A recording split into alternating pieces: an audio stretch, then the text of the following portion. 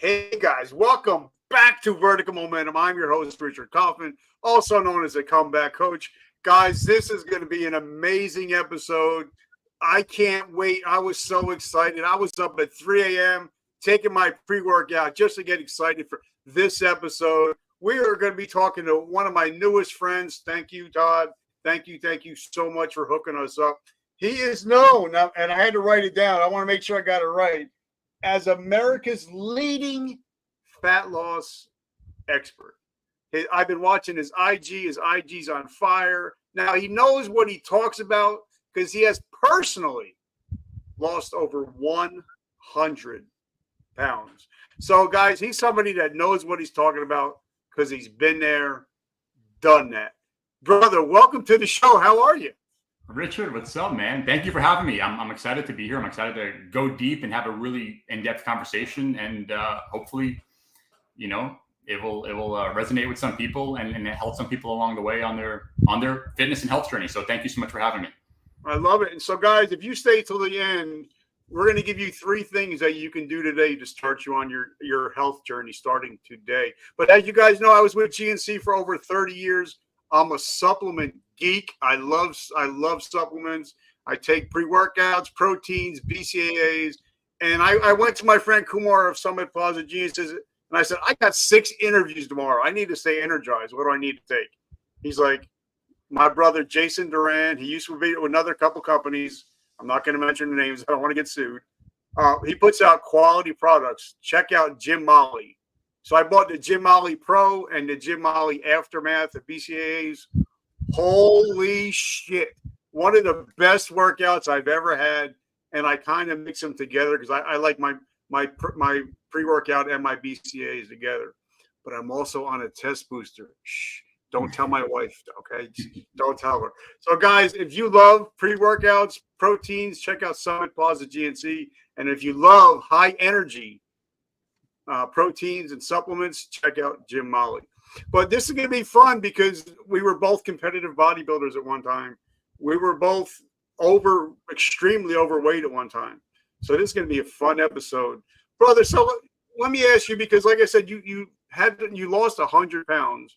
Yeah. So your life hasn't always been sunshine, rainbows, Skittles. What is your definition of resilience? Of resiliency. So, I mean, in the most basic term, I guess the way I look at it is just never giving up, right? I mean, regardless of what kind of journey you're on, whether it's a fitness journey, fat loss journey, you're starting a business, you're trying to accomplish, a certain goal, you're not going to get it on the first try. I mean, no one ever gets it right on the first try. It's going to take many tries, hundreds, maybe thousands of tries. But if you're resilient, if you keep showing up, putting in the work, I always say God can't direct someone's steps unless they're moving. So as long as you're taking steps forward and you're trying and you keep showing up, you're going to come into contact with the right people, the right plan, and your path will be made more clear. But you got to keep showing up. You can't just quit the first few times because then you'll never know your true potential. So that's my definition of resiliency. Okay, so take us back. We're going to hop into DeLorean. We're going to go in the Wayback Machine. Tell us a little bit about where you come from, where did you grow up, and how did you get into this crazy thing called fitness and bodybuilding? Sure. So I grew up on Long Island, New York. So I'm in Florida now, but I grew up on Long Island, New York in an Italian home. And I had a great childhood, great upbringing. I miss it. I think about it fondly all of the time. And it was just a great time in my life. But I realized from a very early age, I had a different relationship with food than most people. So I'm the oldest sibling of 4. It's me, my brother, my 2 sisters. And I just realized from a very early age, I resonated with food on a different level than other people. Like I really got a lot of pleasure, a lot of comfort out of eating, just enjoying all my favorite foods. And that's what ultimately led me to gain close to 100 pounds during my childhood and early adult years. So around the age of 14, I started to go through puberty. Things start to change. You start to look at girls differently. And I had a few friends who were, kind of the jocks. And I'm like, you know what? I got to do something about this weight. So I started researching. And now keep in mind, this was 2003. So there was no social media. There was no Google. There was no YouTube. So it was a very different time. So I just started doing what I always saw in the Rocky movies. Whenever Rocky was getting ready for a fight, he would always run. So I said, you know what? I'm going to start running. And every single night, I would run. I would run to the end of my block, which felt like it was 10 miles. It was probably half a mile. But because I was so overweight and out of shape, it was extremely taxing.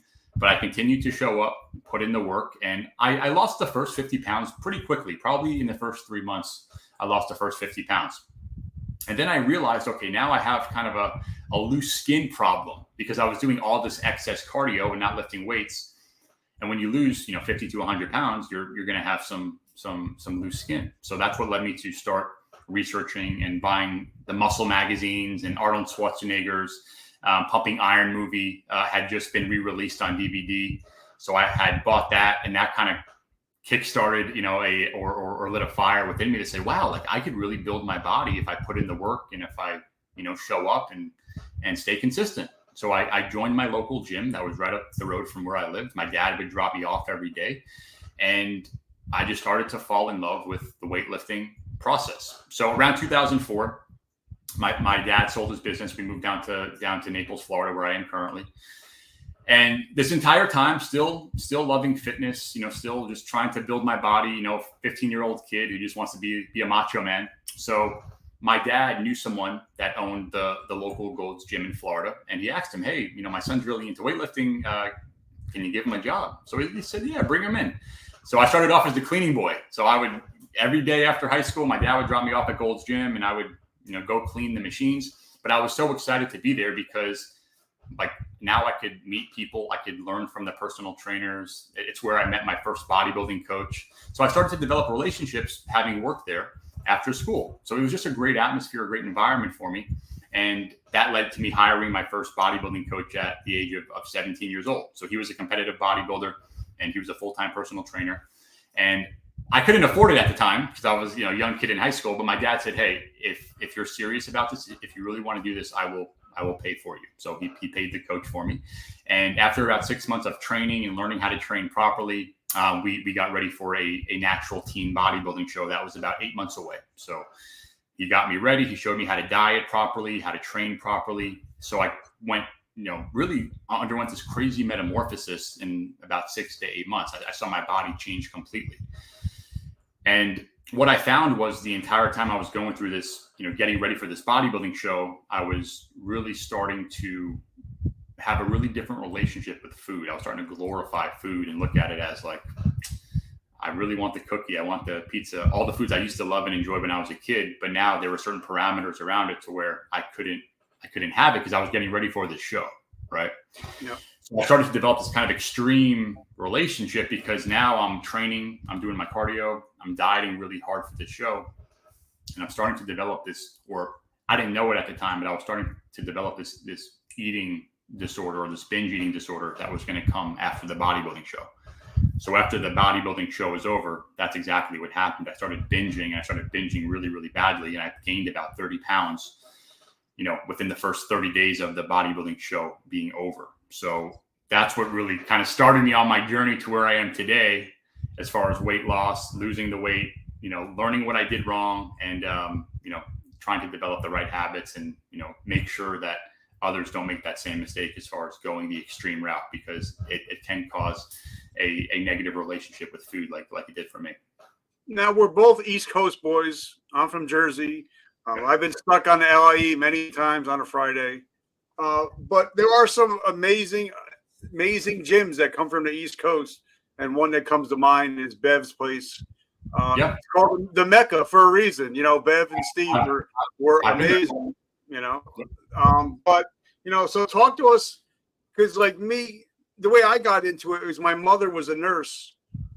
And for me, I've been reading since I've been 2 years old. And the first books I ever read were anatomy, physiology. And then I found an old muscle mag by Mr. Robert Kennedy, and I was friggin' hooked. And I fell in love with the characters and the bodybuilders. So me growing up, my favorite bodybuilders were people like Bob Paris, Flex, Frank Zane, all the guys they didn't look like mass monsters. So who were some of the people that when you first started out that you kind of like, oh, I can see myself looking like that? You know, I really I would look at Arnold Schwarzenegger because at that time I had only really known Arnold Schwarzenegger from being in the movies. I didn't know he had such, a history with bodybuilding. So when I first started watching Pumping Iron, I'm like, wow, I'm like this, I didn't realize he was this jacked, huge bodybuilder beforehand. So I saw his physique and I go, you know what? He was kind of taller. He was about 6'2", which I'm about 6'2". So I really started to resonate or relate to the guys that were taller, right? Because a lot of bodybuilders, a lot of pro bodybuilders are, on the smaller side. They're usually, 5'7", 5'6". So they're kind of shorter, but they're as wide as the house. So for me, I really looked up to guys that were about my height, over 6 foot, 6'1", 6'2", and had, developed a really impressive physique. But I would say Arnold was probably one of my top guys. And most people don't realize that when Arnold won the last of his 7 Olympias, he was only 6'2", 240. Yeah, he wasn't like, with Dorian and Ronnie, at 300 pounds. So, but now your first competition, did you get spanked? And no, what was it like competing in your first one and then never going back for number 2? Yeah, so I competed in the teenage division and then the men's division as well, because why not, right? I'm there. I put in the work. Might as well see how I stack up against the men. So I got second place in the teenage division, and then I got fourth place in the men's division. So it was a great learning experience. I did enjoy the process, but it was hard. I mean, the difference about getting, helping people now and helping people get in shape and develop proper habits is you're not getting ready for one specific day, right? In bodybuilding, you're getting ready for one specific day and you're trying to peak your body at one specific time. So it's a very complicated process. I mean, a lot of the work does have to be done over the months, prior to the show, but like the week leading up to the show, which most people call peak week, right? For those people that don't know, the week before the show is when you're really starting to drain your body of fluids. You're trying to carb up and, eat certain foods that are going to help, your veins pop when you're on stage. So you're really dehydrated, you're really fatigued, you're really tired. So being on stage, I'll be honest, the night before the show and even the day of the show, I didn't even really care about the show anymore. I just wanted to get it the hell over with because I was tired, I was thirsty, I was starving, and I just wanted to eat. That's really the thing I was looking forward to most. Was just the show being over. But again, bodybuilding is a very different approach because you're not just trying to get in shape to look great. You're trying to get in shape for one specific moment that only lasts for maybe 30 minutes. And then after that, you'll see most bodybuilders the day after a show or the week after a show, and they look like they never competed a day in their life. They regain all the weight. There's a lot of fluid retention because you've been, going down this road of just depleting your body for so long that your body starts to absorb everything you give it right after the show because it's gone so long without those things. So post bodybuilding, I always tell people, have a plan. If you are going to compete, make sure you have a plan post the show because that's where a lot of people run into problems and all their hard work goes down the tubes within a few days. Okay. So, cause I can remember my first couple shows, and the day before I got hurt on duty in the military, I was weighing 177 and I was like 6% body fat. So I was like shredded. But then after I got hurt or after the shows, after 2-3 days, abs are gone. You're holding on to so much water. You don't see any of the serratus. You don't see any of that. And you're walking around. You're like, the hell did I just do? And then for me, it was a mental game because I was used to walking around like that. And then when you're no longer that, then you get something called body dysmorphia. And a lot of people can't deal with that, even professional wrestlers, anybody that's even athletes after their career is over and now they're not who they once were. It really fucks with your mind, right? Yeah. I mean, even in the years to come after the bodybuilding show, I was still always very involved in fitness. Like working out had always been part of my life. So even if I was binging or, really bad with my diet after the show, I was always working out. I just always loved the feeling of, pushing myself in the gym. But there were times in my mid-20s where I would do a photo shoot or get ready for a photo shoot. And, again, I would get really lean. I would look great, being single digit body fat. But unfortunately, like I wasn't able to keep that shape because it's really hard to get that lean. And then, unfortunately what happens is that's the new standard for your physique. So anytime your weight goes above that, or anytime you don't look that good, you have this negative idea in your head that, now you're fat or you don't look as good as you did. So it's definitely part of body dysmorphia, because every time you push your physique to a certain level and you look a certain way, that almost becomes the new standard in your mind. So getting over that and overcoming that is a really important thing, because it's not realistic to be that low of body fat. And it's really not healthy either. Your hormones plummet, your testosterone goes down the tubes, your sex drive goes down. I mean, there's a lot of negative things that people don't realize when you get that lean. Your body's not meant to be 5% body fat. It's not healthy. And that's when a lot of injuries happen, because you don't have a lot of fat. So your muscles are pretty much brittle, because that's why you see a lot of guys getting hurt before and right after, because you don't have any fat on your body. But now, absolutely. As I'm a 55-year-old guy now, as you get older, I mean, there are people that, like Clark Bartram, one of my great friends, he's photo shoot ready at 50, almost 60 years old. He's done over 150. He can pull off his shirt and he's got an 8-pack, but he's not the average guy. So how do you deal with, when you go from your 20s to your 30s, your body changes, and how do you do it? How do you stack up mentally when your body doesn't respond? Like, I know when I was younger, if I would just cut carbs for a week, I'm good. 2 weeks, I'm good. Now it takes me a lot longer. If I'm going to get, feeling better and feeling stronger and getting leaner, it takes me a lot longer. So talk about the mental aspect of, because everything is mindset, like we talked about earlier. So talk about the mindset of getting lean or getting healthy and staying healthy as you get older. Yeah. One thing I've really tried to help people understand is how important habit creation is, right? Because ultimately it's really what your habits look like each day that's either going to dictate your success or your failure. So you could habitually do healthy things and get your butt to the gym 4 to 5 days a week and eat healthy 80% of the time, and that's going to get you closer to the goal. Or you could habitually do the wrong things and eat, the processed junk and the junk foods and overeat your calories and not get to the gym.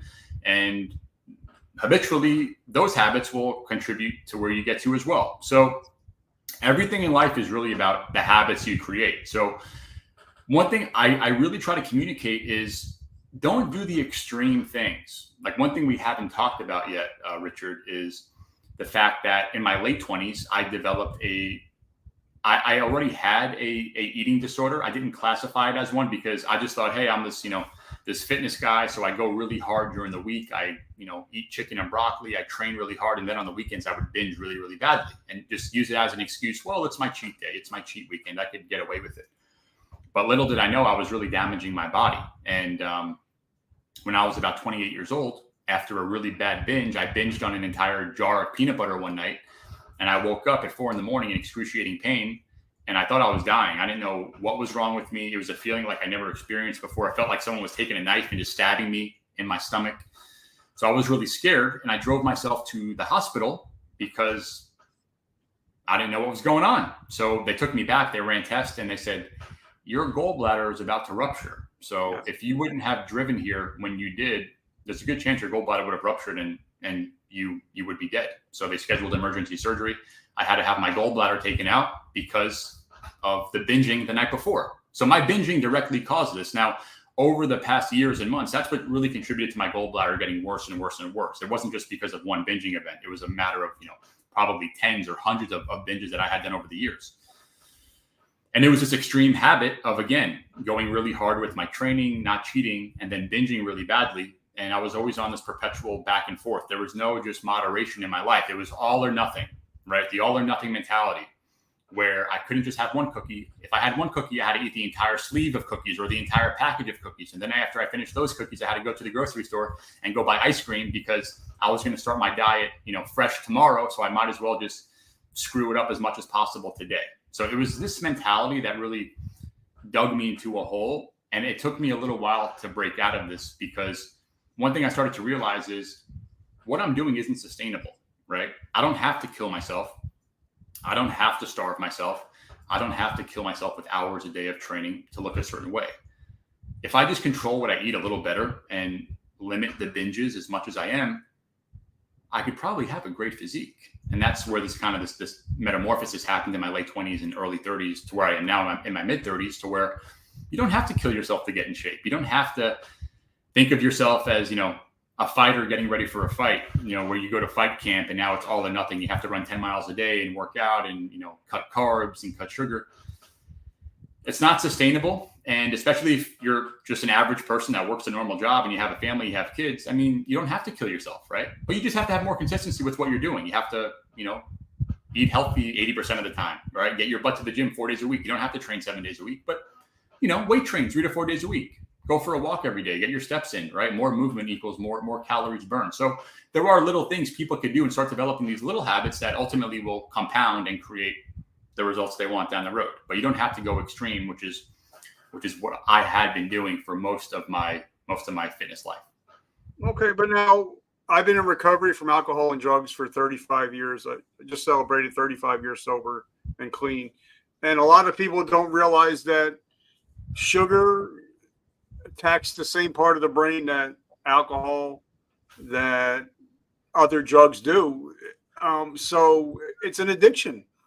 And, whatever you look at it, whether it's binge eating or not eating enough, bulimia, it's all an addiction. It's all in the mind, and everything starts with the mind. And if you don't change the mind, like I see so many people are going to be pissed off because I tell, listen, if you're going to start this Ozempic shit and then you're not changing your relationship with food and your mindset, as soon as you get off of it, whatever it is, you're going to go right back, and it's going to be even worse than when you first got on any of these drugs. So talk about the mindset, and your relationship with food is going to dictate most of what goes on in your body. So that's something that doesn't happen overnight as far as changing that goes, right? You and me were discussing before we started recording. I did a TED Talk about 4 months ago talking about my eating addiction, my food addiction, my binge eating disorder, and how it led to me almost dying, and how I came out of it. And when I stepped on stage to give my TED Talk, my opening line was, "My name is Stephen Campolo, and I am a recovering food addict." And that's the truth. I do not believe that just because someone loses weight or gets in shape or starts working out and they look great when they take their shirt off, I do not believe that just because you look better and now you are healthier, that your desire or cravings or addictions automatically just go away, and now all you want to do is eat salad and chicken, and you never crave cookies or donuts anymore, right? For me, it's been a process. I always tell people there is still a fat kid within me. There is still a 300-pound Stephen that lives inside of me, and every single day he is trying to get let out. So every single morning, I have to have a conversation in my mind with myself saying, okay, do I want to sleep in? Do I want to lay here? Do I want to just go eat pancakes? Or am I going to wake up, have my coffee, and go to the gym and do what the highest and best version of me would do to get me closer to my goal? So controlling those thoughts it's a process. And like I said before, it doesn't happen right away, especially if you're new to this, especially if you're new to starting maybe a fitness plan or a fitness journey.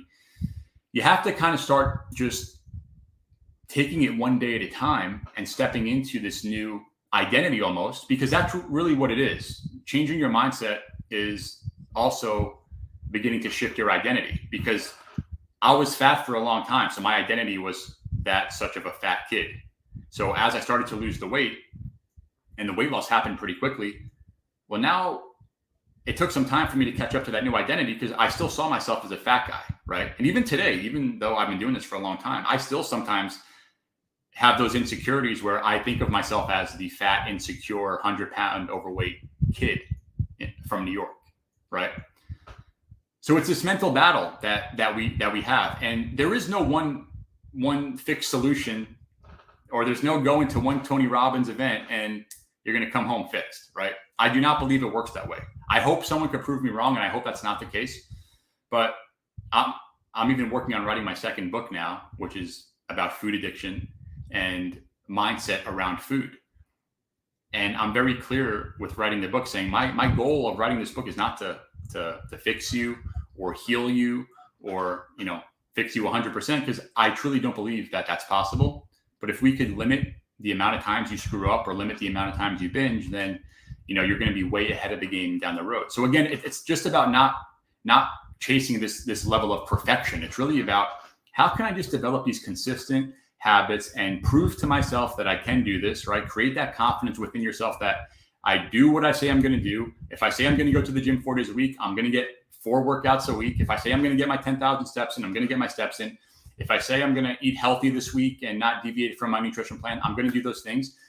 Then you start to prove to yourself that you can do this, and you start to build this inner confidence subconsciously. You might not even think about it, but you're slowly building this confidence and proving to yourself that you can do this. And it starts to slowly shift your identity into this new person you're becoming, someone with discipline, someone who can stay consistent following things. But the mind is very difficult to control. Like I said, even today, I still have to give myself a motivational talk every day. I still have to have a pep talk with myself. I still have to control my thoughts, because, they always say the mind is the devil's workshop, right? And a lot of times my mind wants to run crazy. My mind doesn't want me to go to the gym. I don't want to eat healthy some days. Some days I just want to skip the gym and go binge a pizza, right? But I know if I do that, the next morning I'm going to wake up hating myself, and I'm going to be further away from where I want to be. So it's a process. It's a process. Let's talk about this, because, and I wrote this down. As you see, I'm writing stuff down because I want stuff that I really think is important that I want to hit on. If you're going through magazines or even Instagram and you're watching all these fitness competitors, Mr. Olympia competitors, and you think they're just going to their local GNC and buying protein and pre-workouts, like, the thing that shocked me the most is when I went to my first Mr. Olympia, not as a competitor, but at helping one of them. And I was sitting, and he was a top 3 Mr. Olympia competitor for years. And he had a gym bag, and he was wearing all the swag. And I'm like, bro, so what are you actually taking from that company? He's like, I take Tren, I take Anavar, Anadrol, Clenbuterol. And I'm like, what? So it totally, and he's like, yeah, I'm taking $8,000 a month just in drugs. Yeah. And I was just like, it shocked me, because I'm thinking, okay, all these guys and girls back there are healthy and are living the healthy lifestyle, where a lot of times the fitness industry is a fucked up industry. I'm sorry to say it, but I've been in it for 30 years. So if you're looking at that guy that just won the Olympia, and he's 4% body fat, and he's not going to tell you what he's actually taking. He's going to try to either sell you on his plan or whatever his sponsors are telling him to sell. So you got to make sure that you get with somebody like you, that's a coach that's looking out for your health, not looking out for their bottom line, and somebody that's been there and done it like you have, correct? Yeah, I mean, social media has completely just, created a lot of issues. It's helped a lot, but it's also created a lot of unrealistic expectations as far as what's possible, what's realistic. And unfortunately, a lot of the fitness people that you follow or see on social media, they only post their best stuff. They're not posting when they're out of shape. They're not posting when they're bloated. They're not posting when they're, not photo shoot ready. But unfortunately, I see a lot of females and a lot of, young guys today too. They look at these physiques and these bodies, and they start to develop a really serious either an eating disorder or body dysmorphia, because they set the bar and they set the standard at perfection, which isn't even realistic, right? It's a standard that can never be reached anyway, but it's caused a lot of issues. And unfortunately, people don't realize what is going on behind the scenes. A lot of these people do take, performance enhancing drugs, and they're doing things that aren't even legal just to look a certain way on social media. So it could be very, very dangerous going down that path for sure. And the reason I'm saying is because, like I said, I have many friends in the industry that we've lost over the years. Boston Lloyd, Rich Piana, and then we see this young kid Sam, that's out there everywhere. And, we also see the Liver King that had some problems. I think that we just have to look at what's going on and say, okay, that's good for them. But, I'm a 55-year-old guy. I just want to lose a couple pounds, get healthy so I can walk my daughter down the aisle one day. So I think perspective is a lot. Do you agree? Oh, 100%. I mean, it's funny because when I first started my online coaching business about 5 years ago, most of the people that wanted to work with me were typically younger guys in their 20s and 30s that wanted to be shredded and have abs and look great.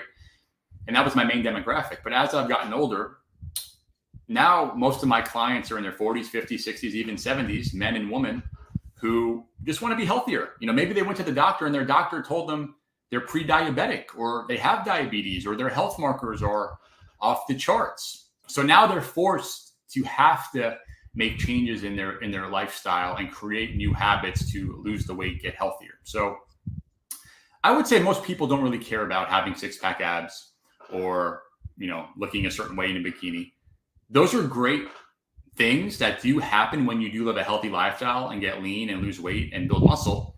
But I think that's not generally the goal with most people. The goal for most people is they just want to feel good in their own skin. They want to feel confident. They want to get healthy. And most importantly, longevity, because the research shows that when you live a healthy lifestyle, when you exercise consistently, you're going to live a longer life. So that's what I think is the most important part of this entire thing. And one thing, like I said, I've been binge watching everything you've done on Facebook, LinkedIn, Instagram, and I love your, and we'll talk about them in a minute.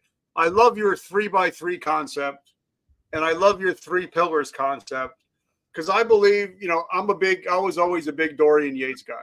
Dorian got in, like Mike Mentors back in the day, got in, got out. They were in and without 30 minutes in and out of the gym for like 3 times a week. And so talk to us, because a lot of people think, I got to be in the gym 40 hours a week. But you're like, no, 3 hours a week, 3 times in a week, we can get you healthy. So talk to us about your 3x3 concept and then the 3 pillars. Yeah. So I think there's been this really big misconception that more is better. The more you work out, the better. The more you weight train, the better. The more you go to the gym, the better.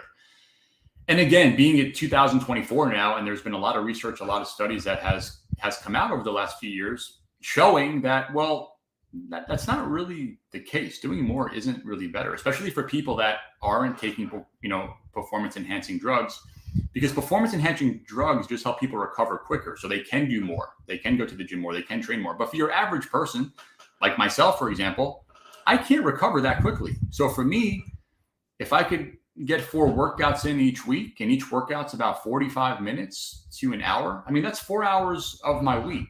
It's really not that much when you think about it. But for most people, even if they can commit to 3 days a week of, doing some form of resistance training, and then the other days when they're not working out, just get more movement in. Most people work a sedentary job. So just getting up every hour for maybe 5 minutes and just walking, or doing your business calls when you're walking, or walking your dogs at night, or walking with your wife or husband at night after the workday. Moving your body more is going to be so beneficial for you. And it's the little things that you don't have to kill yourself and sweat like crazy and feel like you're killing yourself in the gym. It's these little things that compound and ultimately, create the results you want. So as far as that goes, 3 to 4 days a week in the gym is really what I recommend. This way, the other days your body could fully recover, heal, rest, and then the next time you go to the gym and you're training that same body part next week, you're going to feel recovered. You're going to feel ready. As far as the 3 pillars go, so I'm very big on just again, weight training 4 days a week, moving your body, right? So you have movement, you have the muscle, so training, 4 days a week. But ultimately, everything is tied together through consistency, because if you want to have a good week and work out 4 days a week and eat perfectly during the week, that's great. But if the weekend comes and now you're just all over the place and you're overeating and stuffing your face and drinking with your friends, then Monday morning, you're just going to be coming back and hitting the reset button and starting over again. So I'm very big on following a plan that you could be consistent with. Because if you can't be consistent, one of my mentors told me this years ago. He goes, Steven, if you can't be consistent, you can't be anything. So that always stuck with me, especially with the fitness side of things. If I can't be consistent with my diet, if I can't be consistent with my healthy habits, if I can't be consistent with my weight training, then everything I'm doing and all the work I'm putting in isn't going to, add up to anything. So it really comes down to just having a plan that you could stay consistent with. For most people, working out 3 to 4 days a week, they could fit it in. Even if they're really busy, you could fit in 3 to 4 days a week of working out. Getting your steps in, walking, again, it's not that hard. Just more movement is going to get you closer to your goal. And then ultimately just staying consistent with those things and doing it day after day after day. And for me, I'm a big reader. I'm a 9th grade dropout, but I read over 6,000 books. And I got 18 books going right now and 2 audio books. So I punish myself by saying, you're not allowed to listen to an audio book unless you're out walking. So I started being like, man, I really want to listen to this new book by Jocko Willink, but I got to get out there walking. So it forces me to go out and walk. So for me, that worked. But I wrote a couple things down because, I still personal train once in a while, but only for people that are like really serious. If you're a time sucker, then I can't. But somebody will tell me, Rich, what's the perfect diet? Is it paleo? Is it low carb? And I'm like, whichever one you're going to stick with. That's the one that works. For me, paleo works because once I realize I get rid of the pasta and the grains and the dairy, my inflammation in my body, I feel a lot better. I feel a lot lighter.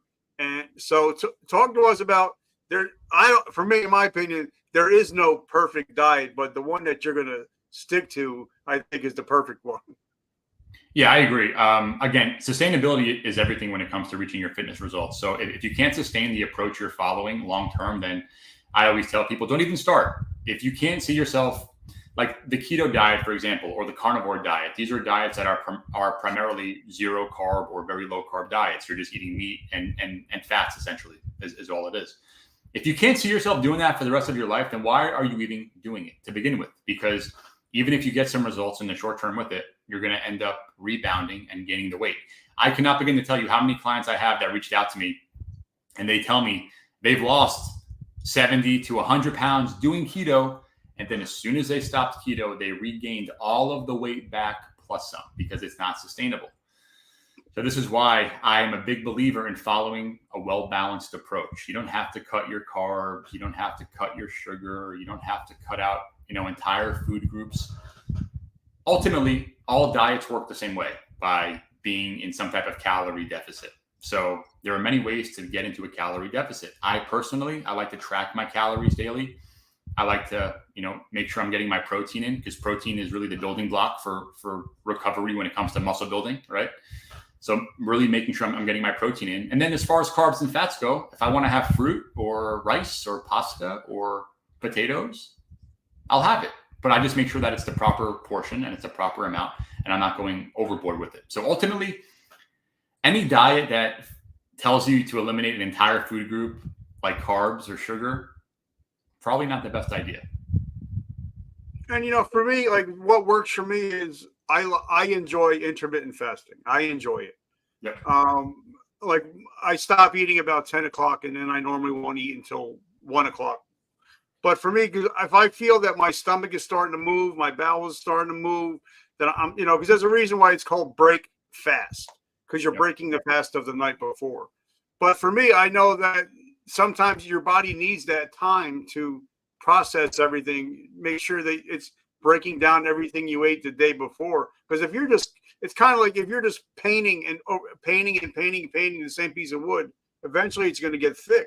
So don't you think that, for some people that a little bit of a fast, maybe 8 hours between food of any kind could help the digestive systems? Yeah. So with intermittent fasting, and I myself also am a fan of it. I don't do it every day. When I first started intermittent fasting, I was extremely militant about it. I would not eat a minute before 12 o'clock. I was almost it was too much and it was unsustainable. Then I tried the OMAD diet, which is 1 meal a day. And again, these things started to forced me to almost develop an eating disorder again, because I was starting to really just obsess about food. So anytime you're following a diet that forces you to obsess about food, it's probably not a good diet for you to follow, right? So when it comes to intermittent fasting, I do think there are very beneficial applications to it, especially just with most people's biological clocks, right? Their circadian rhythm. Most people aren't hungry when you wake up. Me personally, I'm not hungry when I wake up anyway. So I wake up, I have my coffee, I do a little bit of computer work, and then I go get my workout in, and I work out fasted. I don't like having things, any food in my stomach when I train. It's just how I am. It's not for everyone, but that's how I typically like to do things. And I found most people are the same way. Most people do not wake up starving or, desiring to eat a huge meal anyway. So for those people, I say, you know what, just push your first meal back to 10 a.m., 11 a.m., 12 p.m. And then that's going to help people control their calories a little bit more. So there are definitely beneficial applications for intermittent fasting. Like all things, now I'm seeing a lot of people do these 72-hour fast and 5-day fast. And I just don't think those things are for most people. I think, again, maybe for guys like you and me that just want to do a 72-hour fast just to experience it and see how we feel and for health reasons, I think it can be beneficial. But again, people hear that Dana White did a 72-hour fast and they think, oh, that's the only way to get in shape and get the results he got. So they do these crazy things to where they're eating every other day, or they're doing 72-hour fast every single week. And again, it just kind of puts people down this road to the extremism of the fitness side of things, which I don't like. So everything has its applications. Everything can be good or bad depending on how extreme you want to push it, including intermittent fasting. Okay, well, I love it. Now, I was just on your Instagram page before we got on, and somebody wanted me to ask you a question. So I was like, okay, because I knew we were going to talk about habits. I love my brother James Clear. His book Atomic Habits is amazing. He's got a brand new app, an Atomic Habits app that you guys should definitely check out. But somebody said to me, let me look it up. Hold on a second.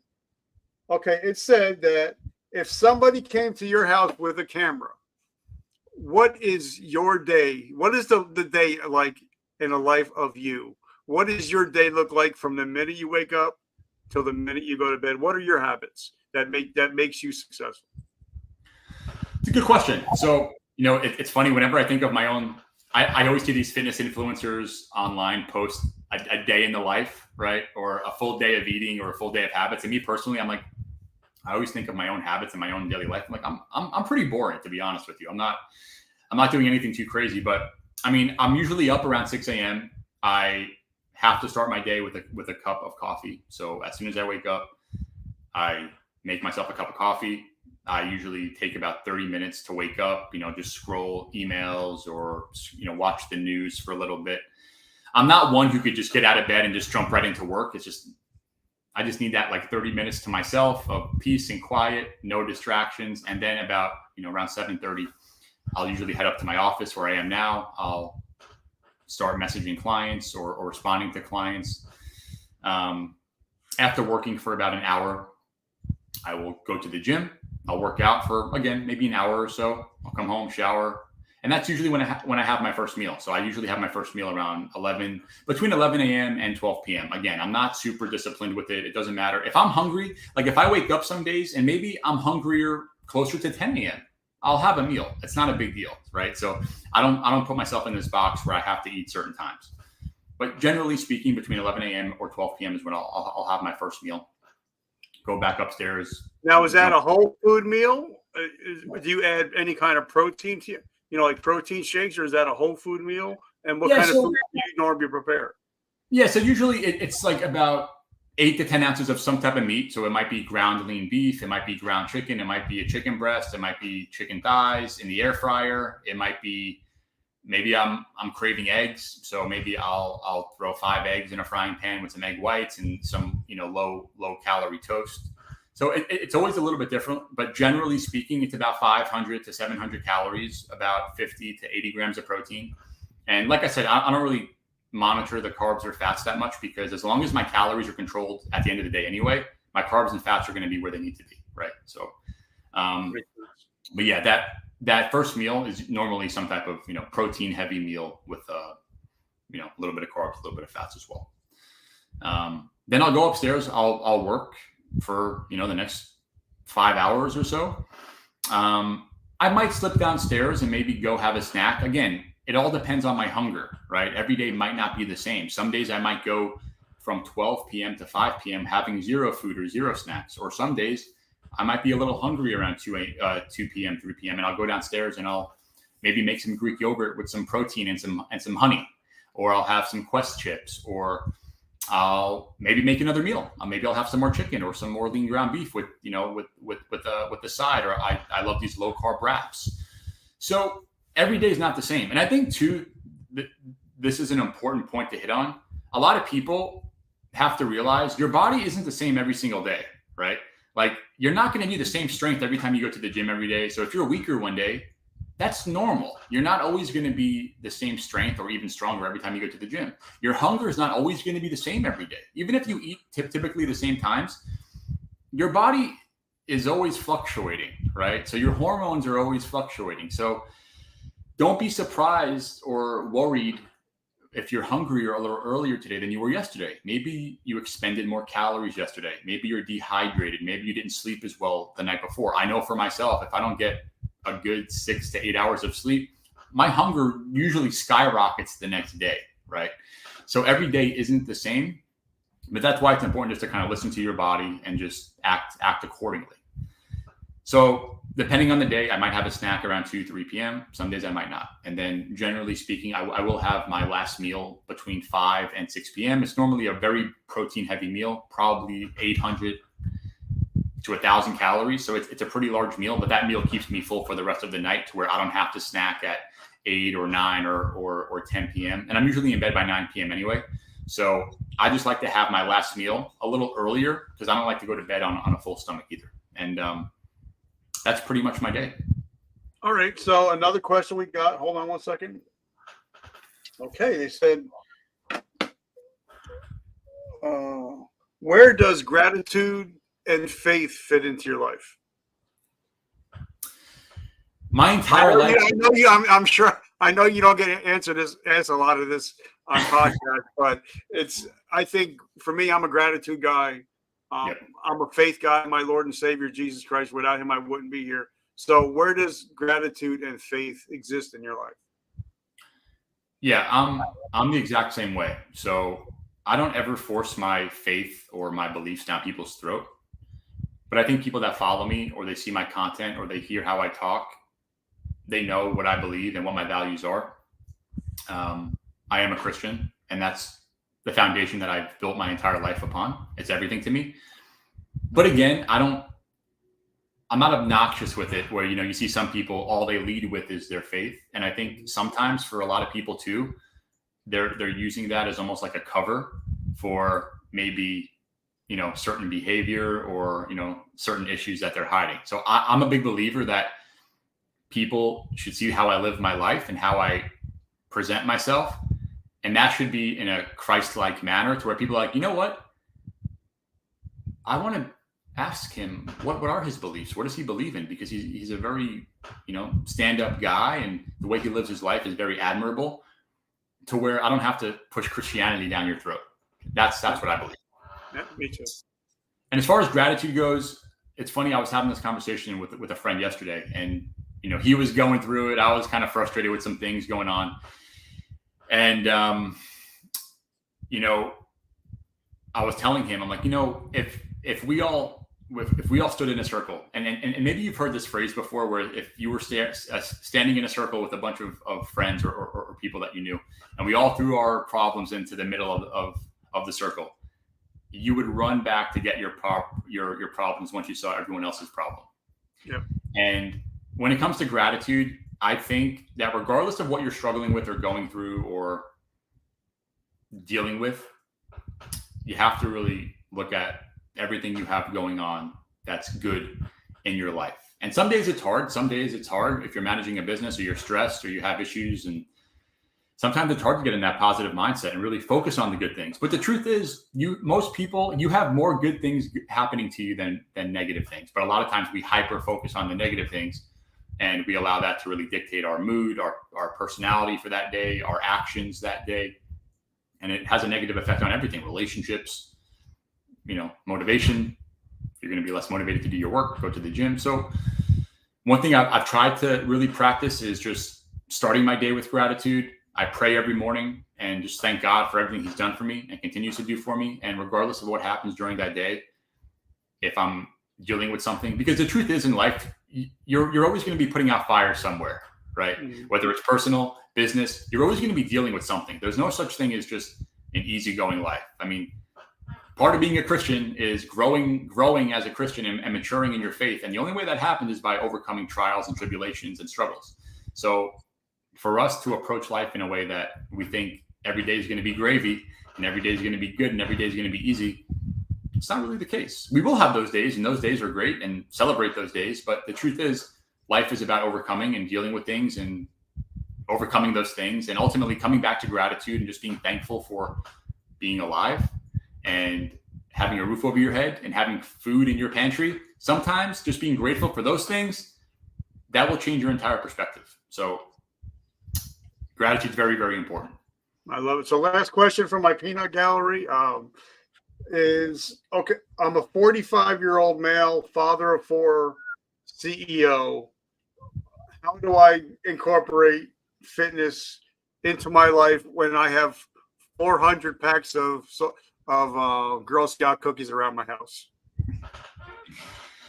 So this is where accountability is very, very important. So I work with a lot of CEOs, I work with a lot of business owners, I work with a lot of executives. And one thing I always tell them is having a plan to follow is not enough. Because I can give anyone in the world the best program for them.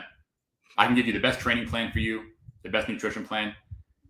But if you're not following it or following it consistently, and there's no accountability built into your life, then you're probably not going to stick with it consistently.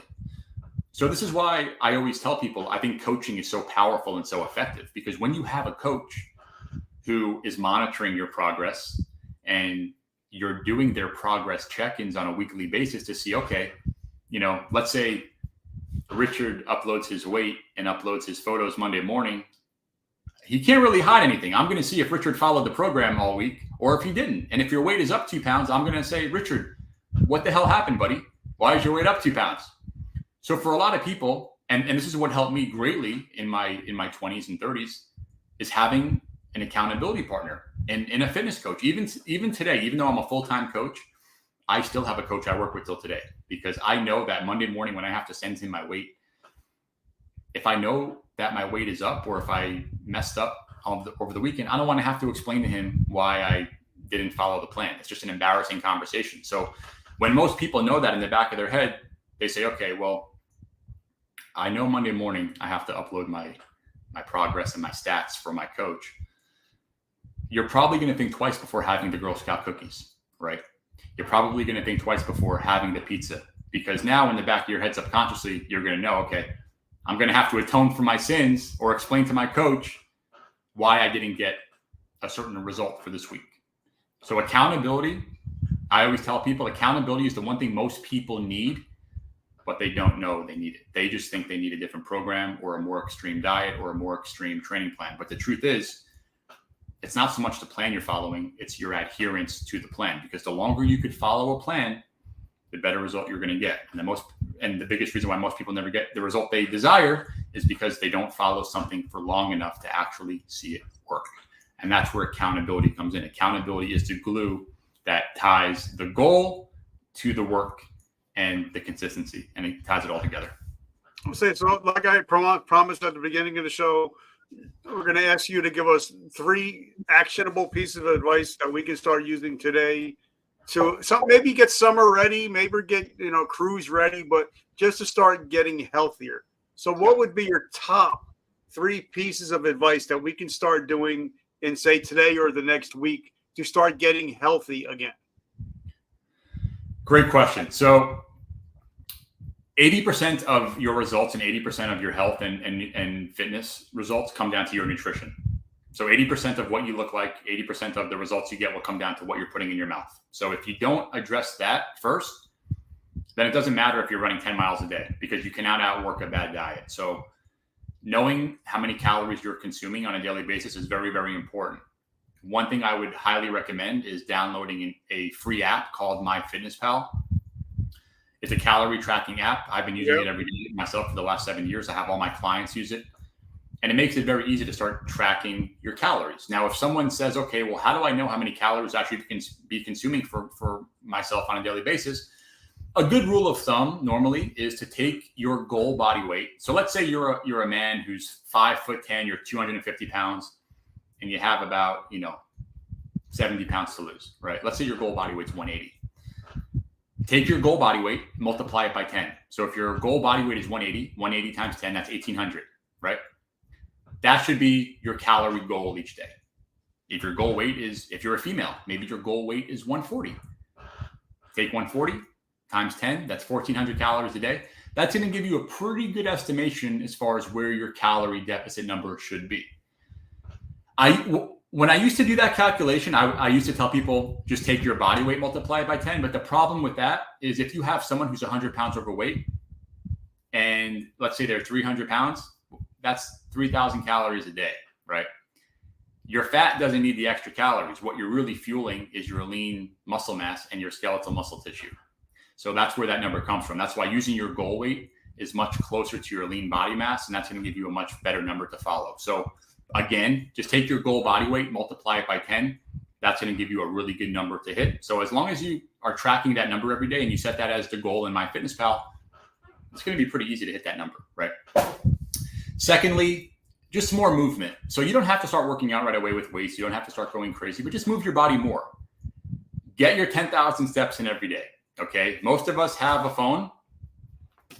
Most of us could download a free pedometer app on our phone. You don't have to have an Apple Watch. You don't have to have a Fitbit. You don't have to have a fitness tracker. But just be more aware of your steps, because when you're more aware of your steps, at the end of the day, you'll know, okay, did I hit my goal or did I get close to my goal? So having this goal mindset and staying more goal focused is going to keep you more aware of what you're doing. So that's second, just more movement. And then thirdly, and I know I sound like a broken record, but it all comes down to consistency. You got to stay consistent. So one thing I like to do is if someone doesn't have the means to hire a coach, or if someone doesn't have the means to buy a fitness plan or get information, one thing I like to say is set some goals for yourself. So if you're married, tell your wife or husband, hey, in 2 weeks, I want to lose 5 pounds. And if I don't lose the 5 pounds, I'm going to pay you $100. Or if I don't reach such and such goal by this date, I'm going to take you away on vacation. So make it something that's measurable. For the CEO out there that where maybe money is no issue, well, make it something that's going to sting a little bit. If I don't reach this goal, I'm going to buy my wife a new car. Make it something that you really have to focus and work and she'll be feeding you the Girl Scout cookies. Yeah, exactly. That's true. That's true. That's true. But having a goal is very important too. I mean, just having some type of goal in your mind, it's going to keep you more goal focused, and you'll be able to measure progress accordingly to that goal. Okay, so there's C-suite executives out there, or they're even just your average Joe that's sick and tired of being sick and tired, and they want to hire you as their coach. How do we find you? How do we support your mission? So the best way to find me is really just on Instagram or Facebook. My first and last name is my name on Facebook and Instagram. So Stephen Campolo, Stephen spelled with the PH. And ultimately, send me a message if you need help, if you're interested in coaching. It is one-on-one, so it's very personal, and I only work with a certain amount of people at a time. So generally, there is a call involved with that. So if you are serious about it, you and me will hop on a phone call. I'll get to know you a little better and know where I think the biggest struggles for you are, and then we could see if coaching is the right fit. But ultimately, if someone just needs help, just send me a message on Facebook or Instagram. I allocate a certain amount of time each day to just help people and give them some good information to where they can start applying it to their life and then start seeing results very quickly. brother. And guys, if you need to go as soon as you log off. You need to check his Instagram profile. It's fire. I love it. I've been binge watching it for hours since I knew we were going to be able to talk. So make sure you. And he's also very affable on Facebook. I mean, I sent him a message. Boom, he messaged me right back. So he's everywhere. So make sure that you're part of his ecosystem. And Stephen, brother, I just want to say I'm so grateful for our friendship, and hopefully we can start a generational relationship from here on out. Sounds great, man. I'm looking forward to it. Awesome speaking with you, Richard, and hopefully it was the first of many. All right, brother. Love you. And guys, make sure you check out Summit Plaza GNC. And guys, if you love high energy pre-workout, check out Jim Molly. You will not be you will be pleasantly happy. And guys, remember, vertical momentum, the only way to go is but up. And I always end with this. I'm a big Joel Osteen guy. And he says, you can either choose to be a victim or you can choose to be a victor. And if you watch this show, you guys are living in victory. And I appreciate you guys. Stephen, my brother, have an amazing week and keep kicking butt. Thank you, brother. I appreciate it. Be good. You too.